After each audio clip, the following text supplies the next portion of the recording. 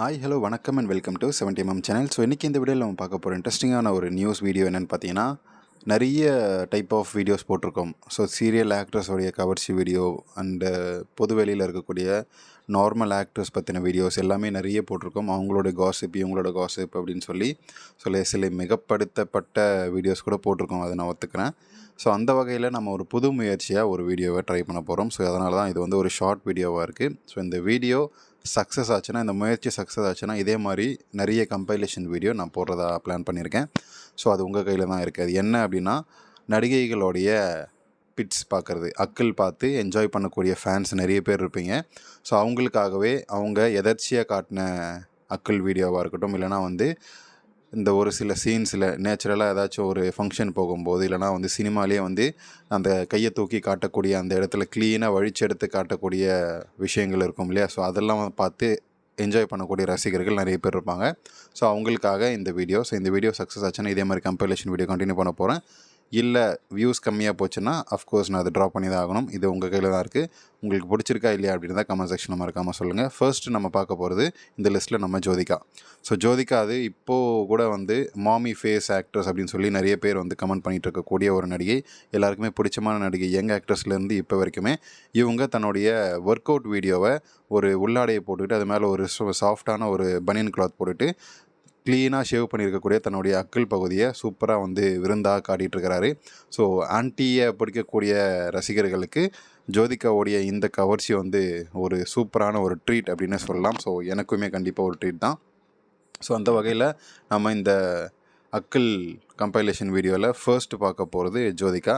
So ஜோதிகாவுடைய அந்த பகுதி எப்படி இருந்தது அப்படின்றத கமெண்ட் செக்ஷனில் மறக்காமல் சொல்லுங்கள்.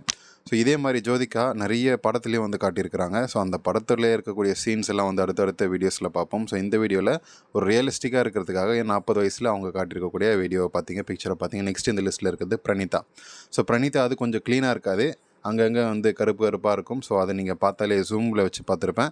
ஸோ இதையுமே வந்து சில ரசிகர்களுக்கு பிடிக்கும் அப்படின்னு சொல்லி நினைக்கிறேன். பிடிக்கதா இல்லையான்றதை நீங்கள் கமெண்ட் செக்ஷனில் சொல்லலாம். ஸோ நெக்ஸ்ட் இந்த லிஸ்ட்டில் பார்க்க போகிறது தானியா பாலகிருஷ்ணன். ஸோ இவங்க வந்து சீரியல் ஆக்ட்ரஸ் இல்லைனா வந்து சினிமாவில் சப்போர்ட்டிங் ரோலில் நடிக்கக்கூடிய தானியா பாலகிருஷ்ணனுடைய அந்த அக்கிள் பகுதியை பார்த்து தெரிக்க விடுங்க. ஸோ இதே மாதிரி நெக்ஸ்ட்டு பார்க்க போகிறது நடிகை மாளவிகா.